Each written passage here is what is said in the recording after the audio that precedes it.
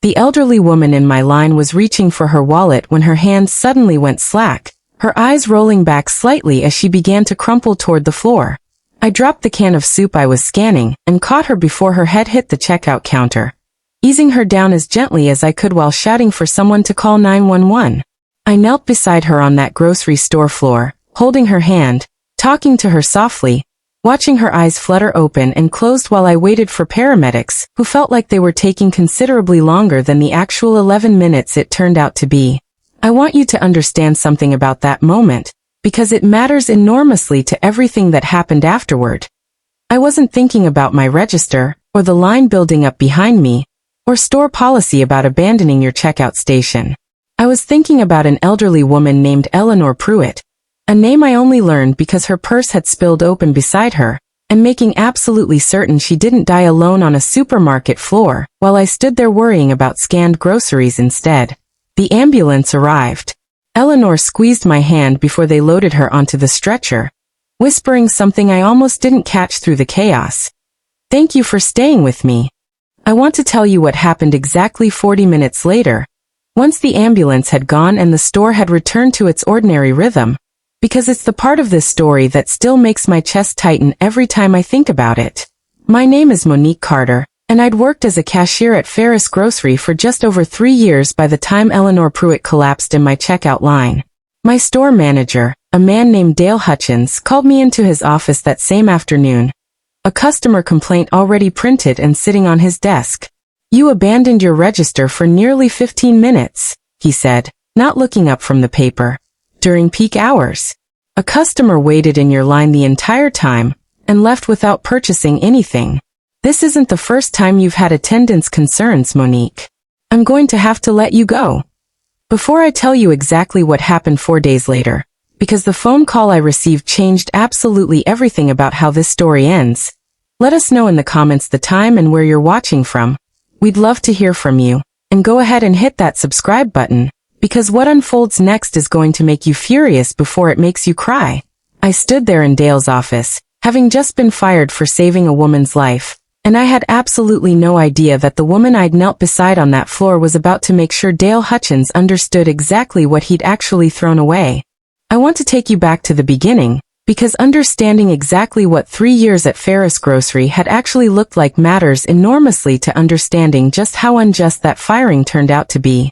I started working at Ferris Grocery at 22, fresh out of a 2-year associate's program I'd paid for entirely myself, working nights at a different retail job throughout those 2 years to cover tuition. I want to be honest that cashiering wasn't the career I'd originally imagined for myself, but it paid steadily, the hours worked around my son's school schedule, and I found, over time, a genuine sense of purpose in it I hadn't necessarily expected. I want to walk you through the kind of employee I actually was during those 3 years, because it matters considerably to understanding Dale's comment about attendance concerns, a phrase that, as you'll come to understand, carried considerably less truth than he made it sound like in that office. I'd been late exactly twice in 3 years, both times due to genuine, documented car trouble I'd reported honestly rather than making excuses about. I'd called out sick 4 times total, well within any reasonable allowance, each instance properly documented through the store's official system. I want to be clear about this because Dale's characterization of me as someone with a pattern of unreliability was plainly a fabrication constructed after the fact to justify a decision he'd already made for entirely different reasons. I'd built genuine relationships with our regular customers over those 3 years, the specific kind of quiet, ordinary connection that develops when you see the same faces weekly for that long. Eleanor Pruitt was one of those regulars, though I hadn't known her name until that day. A soft-spoken elderly woman who came in every Tuesday afternoon, always purchasing roughly the same modest groceries, always thanking me by name because I wore a name tag she'd apparently taken the trouble to actually notice. I want to be honest that I had no idea, throughout those months of Tuesday afternoon exchanges, that Eleanor Pruitt was connected to anything beyond an ordinary, unassuming retirement. She dressed modestly, drove herself in a car considerably older than what you'd expect from serious wealth, and never once mentioned anything about her life beyond pleasant, ordinary small talk about weather or her garden. I want to walk you through my working relationship with Dale Hutchins, because it matters to understanding exactly why he reacted the way he did that afternoon. Dale had managed our store for just under 2 years, promoted from a regional assistant manager position, and had developed, over that time, a specific reputation among staff for prioritizing efficiency metrics over almost anything else. Average transaction times, register idle minutes, customer wait times, all tracked and reviewed weekly in a way that created constant low-grade pressure among the entire cashier staff. I'd received one prior write-up under Dale's management, roughly 8 months before Eleanor's collapse, for a checkout transaction that ran 11 minutes longer than our store's target average, caused by a genuine system error I hadn't been able to resolve without manager assistance. Assistance that had taken Dale himself nearly 10 minutes to provide, ironically contributing to the very delay I was written up for. I want you to notice that pattern, because it mattered considerably to understanding exactly how Dale approached decisions like the one he made that Tuesday afternoon. Metrics first, context rarely factored in with any real weight, regardless of circumstances entirely outside an employee's control. That Tuesday began entirely ordinarily. I clocked in at my usual time, worked through a moderately busy morning shift, and found myself, around 2 in the afternoon, ringing up Eleanor Pruitt's familiar, modest grocery order: bread, a few cans of soup, a small bouquet of grocery store flowers she purchased weekly, always for what she'd once mentioned, in passing, was her late husband's memory. I had no idea, scanning that bouquet of flowers, exactly how quickly the next few minutes were about to unfold, or exactly how completely that ordinary Tuesday afternoon was about to reshape not just my immediate future, but Eleanor Pruitt's own understanding of the specific kindness she'd apparently been receiving from me, quietly for months, without either of us fully realizing its significance. I want to walk you through the collapse itself in considerably more detail, because the specific decisions I made in those 11 minutes mattered enormously to everything that happened afterward. Eleanor had just handed me her debit card when I noticed her hand trembling slightly, her face suddenly pale in a way that hadn't been there moments earlier. "Ma'am, are you all right?" I asked, and I watched her open her mouth to respond before her eyes rolled back and her knees buckled entirely. I want to walk you through the specific, instinctive decisions I made in those first several seconds, because I think it matters to understanding exactly how automatic this response actually was, rather than some deliberated choice weighed against store policy. I vaulted over my checkout counter, catching her before her head struck the hard tile floor, easing her down as gently as the momentum allowed. I shouted for my coworker at the neighboring register to call 911 immediately, and I knelt beside Eleanor, checking her breathing, keeping her airway clear the way I remembered from a first aid course I'd taken years earlier for an entirely unrelated job. I want to describe what those 11 minutes actually looked like, because I think it matters to understanding exactly what I chose to prioritize during that time. Eleanor's eyes fluttered open twice during that wait, disoriented and frightened, and both times, I held her hand and spoke to her calmly, telling her paramedics were on their way, that she wasn't alone, that everything was going to be all right, even though I genuinely didn't know, in that moment, whether that reassurance was actually true. I noticed, kneeling there, her purse had spilled slightly during the fall. A few personal items scattered across the tile, a pillbox, a small framed photograph, a wallet that had fallen open to reveal her name on a driver's license I glimpsed only briefly, Eleanor Pruitt. I want to walk you through what was happening simultaneously at my abandoned register, because it mattered enormously to what followed. A customer named Rhonda Ashworth, who'd been next in line behind Eleanor, grew increasingly impatient as those 11 minutes stretched on, her cart full of groceries sitting untouched while I remained on the floor with Eleanor. I understand now, piecing together what happened from witness accounts afterward, that Rhonda approached a nearby employee twice during those 11 minutes, asking with increasing irritation whether another register might open, whether there was any way to speed things along. When paramedics finally arrived and I stood up, exhausted and shaken, to return to my station, Rhonda had apparently already abandoned her cart entirely and left the store, filing a formal complaint through the store's customer service line before she'd even reached her car. I want to walk you through the exact language of that complaint, because Dale read it to me directly during our meeting, and I think the specific framing of it matters to understanding how thoroughly context got stripped away in translating a genuine emergency into a corporate metric. The complaint stated roughly, Cashier abandoned her register for an extended period without explanation, leaving a full line of customers waiting with no communication about the delay. I ultimately left without completing my purchase, due to the unprofessional handling of the situation.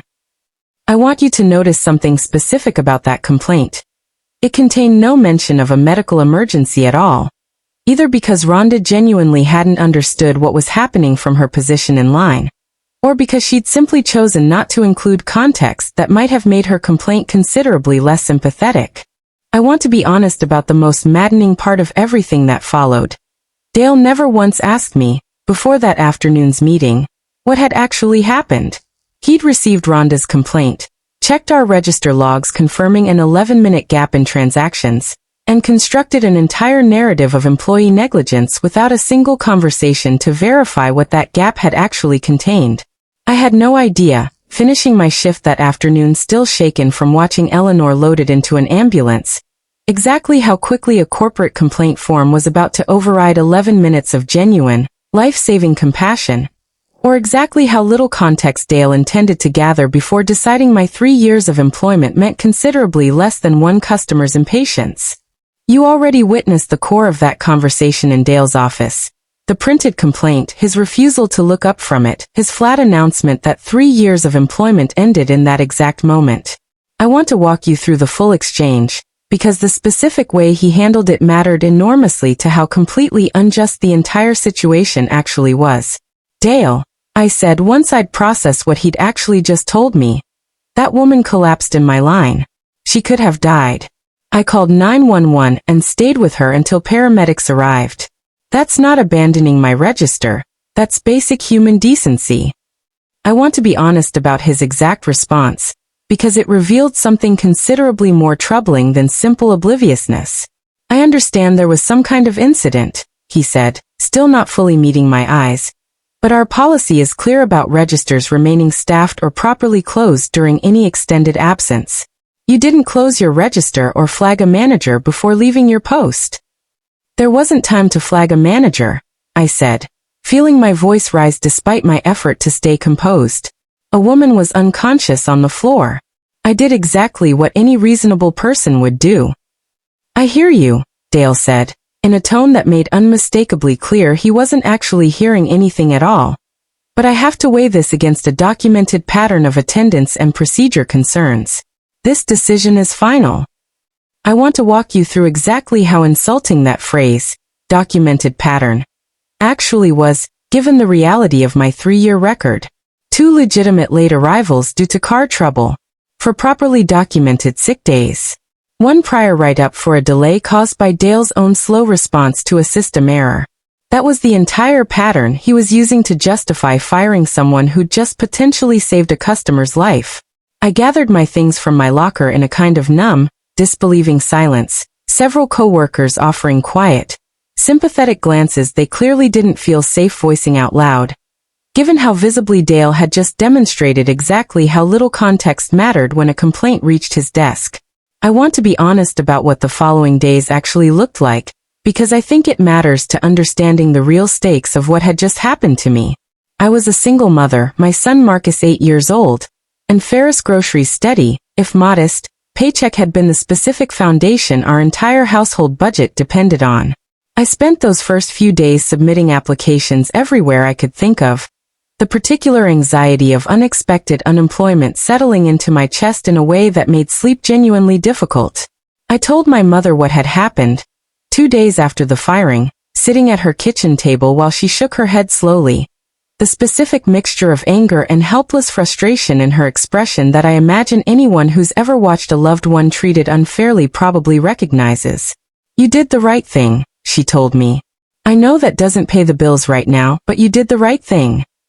I want to be honest that during those first several days, I genuinely didn't know whether Eleanor Pruitt had even survived, let alone anything about who she actually was beyond a name glimpsed on a driver's license during a chaotic emergency. I'd asked a coworker, once, whether anyone had heard updates from the hospital, and no one had any information to share. I had no idea, 3 days into unemployment and genuine financial anxiety, that Eleanor Pruitt had not only survived, but had spent those same 3 days asking hospital staff, then her own family, considerable effort trying to track down exactly who the cashier was who'd stayed with her on that floor. Nor did I know exactly how much weight her son carried in the business world, or exactly how quickly that weight was about to come down on Dale Hutchins and Ferris Groceries corporate leadership. The call came on a Friday afternoon, 4 days after my firing, from a number I didn't recognize. I almost let it go to voicemail, exhausted from another day of unanswered job applications, before something made me answer anyway. "Is this Monique Carter?" a man's voice asked, measured and professional in a way that immediately told me this wasn't another rejection call from a retail application. "Yes," I said carefully. "My name is Whitman Pruitt," he said. "I believe you helped my mother, Eleanor, when she collapsed at your store last Tuesday." I want to be honest about the specific relief that washed over me hearing that sentence, finally learning, after 4 days of uncertainty, that Eleanor had genuinely survived. "Is she all right?" I asked immediately, before he'd said anything else. "She's recovering well," he said. "She had a minor cardiac event, caught early enough because you stayed with her and got help quickly. Her doctors said those first several minutes mattered enormously to her outcome." I want to walk you through the specific moment I understood exactly who I was speaking with, because it happened gradually rather than all at once. Whitman explained, calmly, that he ran Pruitt Industrial Holdings, a manufacturing and logistics conglomerate I recognized immediately, having seen the company name on news coverage more than once over the years without ever connecting it to the soft-spoken woman who bought grocery store flowers every Tuesday for her late husband's memory. "My mother has spent 4 days trying to track down your name," he said. "The hospital didn't have it, and the store wouldn't release employee information over the phone. She finally remembered your name tag clearly enough that we were able to find you through some considerable effort." I want to be honest about my own hesitation in that moment, uncertain exactly what this call actually meant beyond a genuinely kind gesture of gratitude. "I'm glad she's okay," I said. "You really don't owe me anything for that. I just did what anyone would have done." "That's part of why I'm calling," he said, his tone shifting slightly. "My mother mentioned, during our conversation about tracking you down, that she'd heard secondhand from a nurse that the store had let you go. I wanted to confirm whether that was actually true." I told him, honestly, exactly what had happened: Dale's office, the complaint, the flat dismissal of 11 minutes spent saving his mother's life as a simple policy violation. I want to be honest that my voice shook slightly, telling that story aloud to a stranger for the first time since it happened, the specific injustice of it resurfacing with fresh weight. Whitman was quiet for a long moment after I finished. "I need you to understand something," he finally said. "My mother could have died on that floor if you'd prioritized your register over her. I intend to make sure the people responsible for firing you understand exactly what that decision actually cost them." I had no idea, hanging up that call, exactly what Whitman Pruitt actually intended to do, or exactly how quickly Dale Hutchins and Ferris Groceries corporate leadership were about to learn precisely whose mother they'd allowed a cashier to be fired for helping. I want to walk you through what happened over the following 2 weeks, because the specific scope of what Whitman Pruitt actually did surprised me considerably more than I'd expected from that initial phone call. Pruitt Industrial Holdings, as it turned out, held a significant commercial real estate relationship with Ferris Groceries' parent company. Several of their distribution warehouses leased space directly from a Pruitt-owned logistics subsidiary, a business relationship worth considerably more, annually, than Ferris Groceries' entire regional payroll. Whitman requested and received a direct meeting with Ferris Groceries' regional vice president within days of our phone call. A meeting I wasn't present for but learned about afterward through Whitman himself. I want to be honest about what he told me regarding that meeting, because the specific consequences mattered enormously to understanding how seriously the situation was ultimately treated. Dale Hutchins was terminated from his position within the week, the regional vice president citing, according to Whitman, an egregious failure of judgment and basic humanity in handling both the incident itself and the employee involved. I received a call from Ferris Groceries' corporate HR department the following Monday, offering not simply reinstatement to my previous position, but a formal promotion into a customer relations training role, along with full back pay for every day since my firing. I want to be honest that I took several days to actually decide whether returning to Ferris grocery, even in an improved position, was something I genuinely wanted, given everything that had happened. I ultimately accepted, though I want to be clear about why. The new regional management team implemented, at Whitman's specific and continued involvement, a formal emergency response policy protecting any employee who left their post to assist in a genuine medical emergency, along with mandatory management training specifically addressing how complaints should be properly investigated before any disciplinary action is taken. I want to tell you about the part of this story that's mattered most to me personally, considerably more than the professional vindication itself. Eleanor Pruitt and I have stayed in touch regularly since that Tuesday afternoon. An unexpected friendship neither of us anticipated forming from something that began so frighteningly. She still comes into Ferris grocery some Tuesdays, though now I make a point of walking over to say hello properly rather than simply ringing up her groceries, and she's met my son Marcus twice now, bringing him a small gift both times with the specific warmth of someone who genuinely cares rather than simply feels obligated. If you've ever been punished for doing the right thing, watching a moment of genuine compassion get reduced to a policy violation by someone more concerned with metrics than actual human decency, I want you to hear this clearly. Doing the right thing doesn't always come with immediate protection or reward. Sometimes it costs you exactly what Dale Hutchins' decision cost me. Your job, your stability, real anxiety about how you'll support the people depending on you.